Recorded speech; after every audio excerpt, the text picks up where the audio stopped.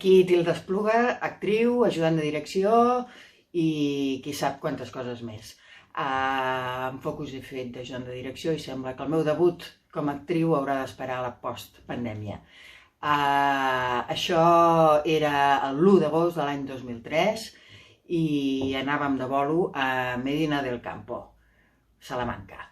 Es tractava d'agafar un vol fins a Madrid i de Madrid ens esperava un autocar que ens portaria fins a Medina del Campo.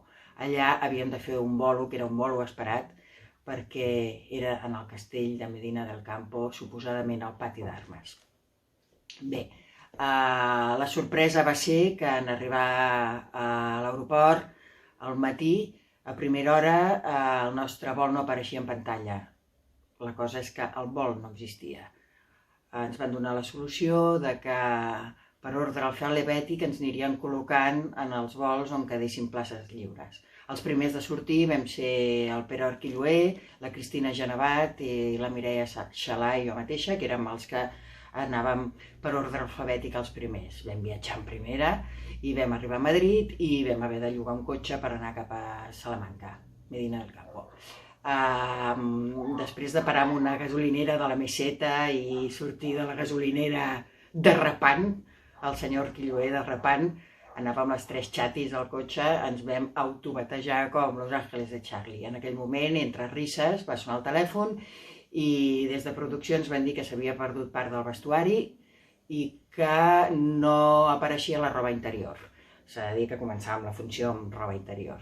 El productor estava al Corte Inglés de Salamanca comprant roba interior i ens demanava les mides de sostens de les actrius en qüestió.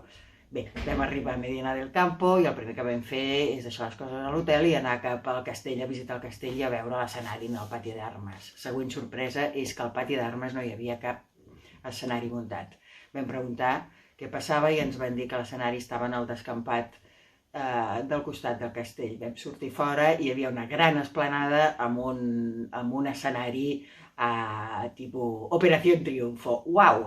La següent sorpresa va ser que l'escenografia era de 4 portes quan en els bolos l'escenografia que utilitzàvem era de 3 portes. Era la versió que havíem estat assajant per anar de bolo. La versió de 4 portes feia més de mig any que no la fèiem.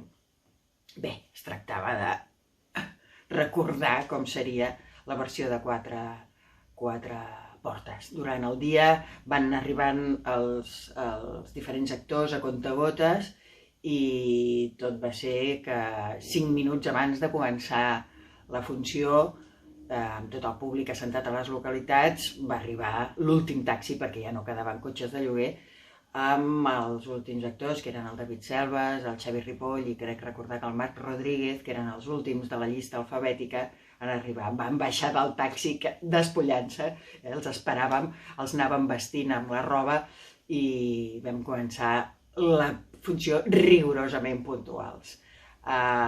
Es tractava de cridar com a bojos perquè la nostra veu no es dissipés en la immensitat de la natura i per sorpresa de tots va ser una gran nit de teatre, el preludi d'una gira plena d'èxits i d'anècdotes memorables. Els millors auguris a la cultura. Fins ben aviat.